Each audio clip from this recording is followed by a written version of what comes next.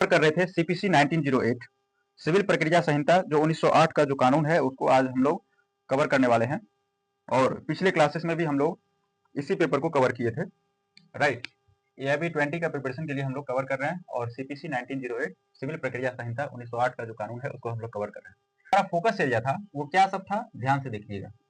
Jurisdiction, right, jurisdiction था, race judicata था and order 7,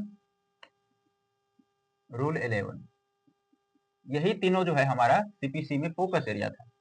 अब सवाल है जो ज्यूरिसडिक्शन है ये दो प्रकार का हो जाएगा, टेरिटोरियल ज्यूरिसडिक्शन और पेक्यूनियरी ज्यूरिसडिक्शन, राइट। यानी जो एरिया वाइज जो क्षेत्राधिकार होता है, एक वो ज्यूरिसडिक्शन हो गया क्षेत्राधिकार, जो एरिया वाइज जो अधिकारिता होता है, किस कोर्ट का कितना एरिया जो है ज्यूरिसडिक्शन में है, उसी पर्टिकुलर जो है केस को वो सुन सकता है या वहां पे सुनवाई हो सकता है। इसकी बात जो है टेरिटोरियल ज्यूरिसडिक्शन में है।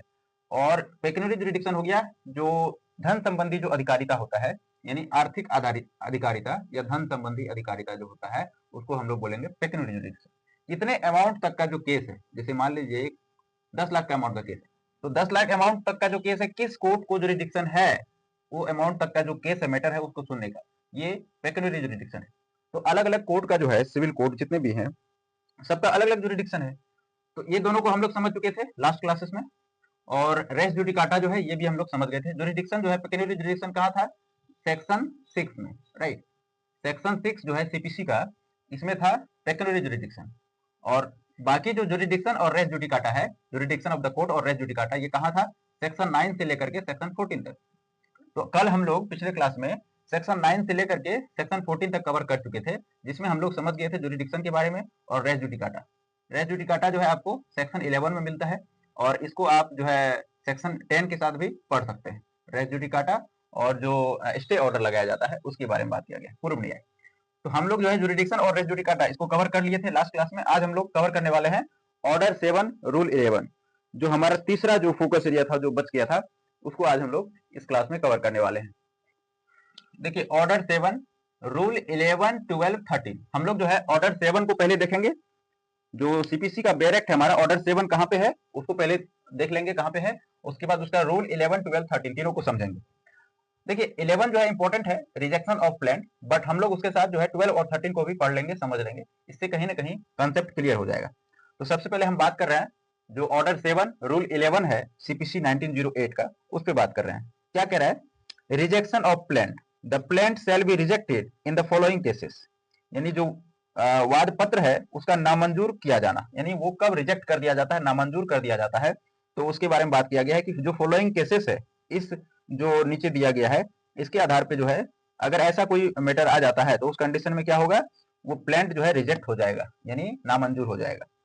The plaint shall be rejected in the following cases. First है where it does not disclose a cause of action. देखिए यानी जब काउज ऑफ एक्शन प्रकट ही नहीं हो रहा है, जहां वह वाद हेतु प्रकट नहीं हो रहा है। काउज ऑफ एक्शन क्या है, जैसे मान लीजिए ए और बी है, ए और बी के बीच में कोई सिविल डिस्प्यूट जो है हो गया, कोई प्रॉपर्टी का डिस्प्यूट है या कोई टैक्सेशन से रिलेटेड है, कोई लैंड डिस्प्यूट है, राइट, कंपनसेशन का है, कंज्यूमर प्रोटेक्शन एक्ट के रिलेटेड है, या कोई अदर भी डिस्प्यूट है, राइट।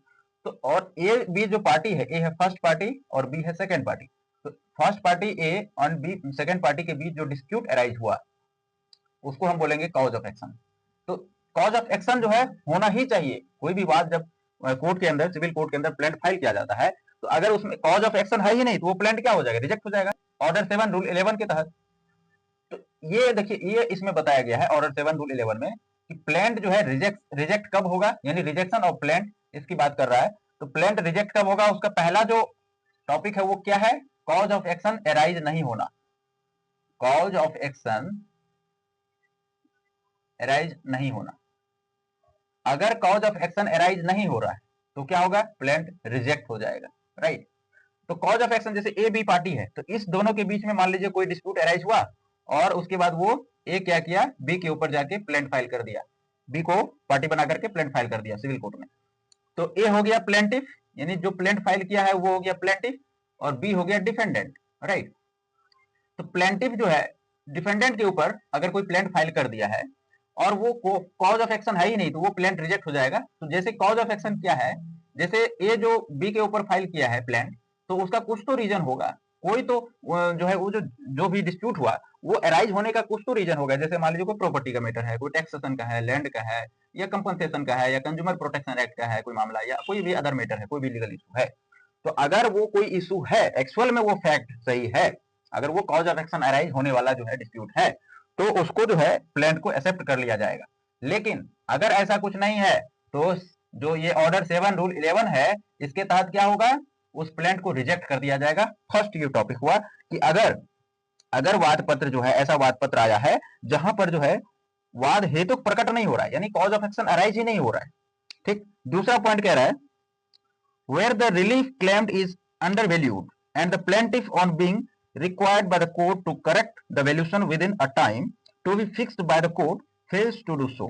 देखिए, जहां दावाकृत अनुतोष का मूल्यांकन कम किया गया है, अब मान लीजिए जो भी दावा किया जा रहा है, जो भी वैल्यूएशन जो है, वैल्यूएशन का दावा किया जा रहा है, अब वो वैल्यूएशन का जो है वो अमाउंट कम कर दिया गया है, राइट। यानी जहां दावाकृत अनुतोष जो कंपनसेशन का जो अमाउंट है या जो वैल्यूएशन है, उसका वैल्यूएशन क्या है, कम कर दिया गया है। और वादी मूल्यांकन को ठीक करने के लिए, जो मूल्यांकन जो है उसको इंप्रूव करने के लिए, सही करने के लिए, करेक्ट करने के लिए न्यायालय द्वारा अपेक्षित किए जाने पर न्यायालय उसको जो है इस बात का जो है सूचना दिया, नोटिस दिया कि भाई आप अपना जो भी है उसको करेक्ट करो वैल्यूएशन, उस समय के भीतर जितना उसको टाइम पीरियड मिला, अगर वो उस पर्टिकुलर टाइम के भीतर नियत किया है, ऐसा करने में असफल रहता है। यानी कह रहा है कि अगर किसी भी पार्टी है, प्लेंटिफ है, और अगर उसको जो है एक टाइम फिक्स किया गया है कोर्ट के द्वारा कि आप इस टाइम तक जो है अपना जो भी करेक्शन है वो कंप्लीट कर लो, अगर वो करेक्शन करने में फेल हो जाता है, ठीक है, जो भी मान लीजिए मिस्टेक है या कोई प्रॉपर्टी वैल्यूएशन का कोई रिलेटेड है या कोई कंपनसेशन से रिलेटेड कोई मैटर है, तो उस कंडीशन में क्या होगा, वो प्लेंट क्या हो जाएगा, वो रिजेक्ट हो जाएगा कोर्ट के द्वारा। अगर वो कोर्ट का टाइम का जो है इंपॉर्टेंस नहीं समझ रहा है, उसको जो टाइम दिया गया उस टाइम तक में अगर वो सही से नहीं कर रहा है। तो तीसरा जो पॉइंट है वो देखिएगा, where the relief claimed is properly valued but the plaint is written upon paper insufficiently stamped and the plaintiff on being required by the court to supply the request stamp paper within a time to be fixed by the court fails to do। तीसरा point भी लगभग similar है B के जैसा जो है सी, जहां दावाकृत अनुतोष का मूल्यांकन ठीक है किंतु वाद पत्र अपर्याप्त स्टाम्प पेपर पर लिखा गया है।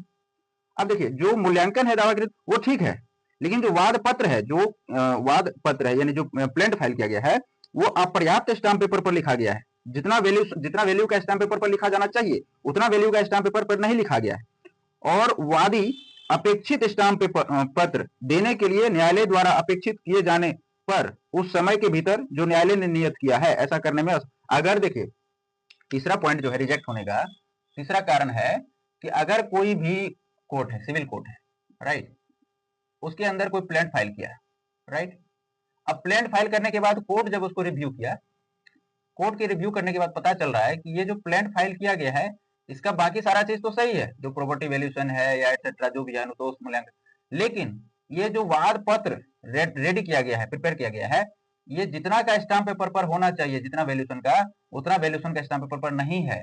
तो उस कंडीशन में उसको एक पर्टिकुलर टाइम दिया जाएगा कोर्ट के द्वारा कि आप इस पर्टिकुलर टाइम के अंदर अपना जो भी है उसको इंप्रूव कर लो। अगर वो पर्टिकुलर टाइम तक में अगर वो स्टाम्प पेपर पर अदर स्टाम्प पेपर सबमिट नहीं करता है या उस पे जो है वाद पत्र दाखिल नहीं करता है, तो उस कंडीशन में उसका जो प्लेंट है वो रिजेक्ट हो जाएगा, राइट। यही पॉइंट हम समझाने की कोशिश कर रहे हैं आपको सी के माध्यम से। डी में क्या है, where the suit appears from the statement in the plaint to be barred by any law, जहां वाद पत्र में के कथन से यह प्रतीत होता है कि वाद किसी विधि द्वारा वर्जित है।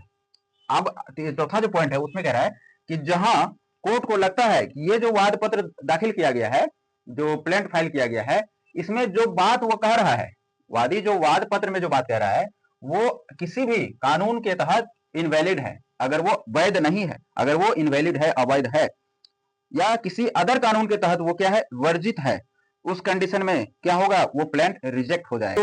तो पॉइंट है ई, उसमें कह रहा है where it is not filed in duplicate, जहां यह दो प्रतियों में फाइल नहीं किया गया।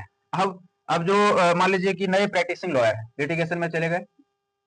अब लिटिगेशन में जाने के बाद जो है कोई हाथ पकड़ के सिखाता नहीं है किसी को, या कोई वादी है, प्लेंटिफ है, और वो जो है किसी एडवोकेट से कंसल्ट नहीं किया, सही एडवोकेट से, या कोई नए एडवोकेट है उनसे कंसल्ट कर लिया, या एडवोकेट को भी, नए एडवोकेट है वो किसी सीनियर के अंडर में काम नहीं किए हैं और उनको उतना एक्सपीरियंस नहीं है सब कुछ समझने का, सिविल मामले जो है। अब उनको उनके थ्रू वो क्या किया, प्लेंट फाइल कर दिया। अब प्लेंट फाइल किया बट उसका डुप्लीकेट सबमिट नहीं किया, यानी उसका जो है कॉपी सबमिट नहीं किया, है ना। अगर कोई प्लेंट फाइल कर दिया, वाद पत्र दाखिल किया, फाइल किया, लेकिन उसको 2 प्रतियों में फाइल नहीं किया, यानी एक हो गया आपका ओरिजिनल यानी जो मूल होता है, और एक हो गया नकल, है ना, कॉपी। तो ये 2 प्रति में इसको फाइल करना होता है जो प्लेंट होता है। अगर कोई 2 प्रति में फाइल नहीं किया तो उस कंडीशन में भी उसका प्लेंट रिजेक्ट हो जाएगा ऑर्डर 7 रूल 11 के तहत। अगला जो पॉइंट है, where the plaintiff fails to comply with the provisions of rule 9, right, जहां वादी नियम 9 के उपबंधों का अनुपालन करने में असफल रहता है। अब कोई प्लेंटिफ है, अगर वो जो सीपीसी का ऑर्डर 7 का रूल 9 है ना, उसको जो है पालन करने में असफल रहता है, अगर वो उस रूल 9 को फॉलो करके प्लेंट सबमिट नहीं किया है तो उस कंडीशन में भी उसका प्लेंट रिजेक्ट हो जाएगा। तो पहले हम लोग को पता करना होगा कि रूल 9 में क्या कह रहा है। रूल 9 में कह रहा है वाद पत्र ग्रहण करने पर प्रक्रिया, यानी प्रोसीजर ऑन एडमिटिंग प्लेंटिफ। वाद पत्र जो कोर्ट एक्सेप्ट करेगा तो उसका जो प्रोसेस है, जो प्रक्रिया है, वो रूल 9 में बता रहा है। ऑर्डर 7 का रूल 9 में बताया गया है कि वाद पत्र जो है एक्सेप्ट करने का जो प्रोसेस है, जहां न्यायालय यह आदेश करता है कि प्रतिवादियों पर समन की तामील आदेश 5 के नियम 9 में उपबंधित रीति से की जाए, वहां वह वादी को ऐसे आदेश की तारीख से 7 दिनों के भीतर सादा कागज पर वाद पत्र की उतनी प्रतियां जितने की प्रतिवादी है, प्रतिवादी पर समनों की तामील के लिए अपेक्षित फीस के साथ प्रस्तुत करने के लिए निर्देश करेगा। देखिए, तो कुछ कोर्ट फी जो होता है उसको अगर फॉलो नहीं किया, जो वाद पत्र एक्सेप्ट किया जाता है कोर्ट के अंदर, तो उसका एक प्रोसेस होता है जो आदेश 5 का नियम 9 है, वह प्रतिवादी डिफेंडेंट को करेगा। ये सारा कुछ के लिए जो पर्टिकुलर कोर्ट फी होता है, अगर वो सबमिट नहीं करता है, अगर वो जमा नहीं किया, तो उस कंडीशन में जो है ये प्रोसेस ही नहीं कंप्लीट हुआ, और जब ऑर्डर 9 के तहत वो प्रोसेस कंप्लीट नहीं होगा, वो पॉइंट के तहत क्या हो जाएगा, उसका प्लेंट रिजेक्ट हो जाएगा।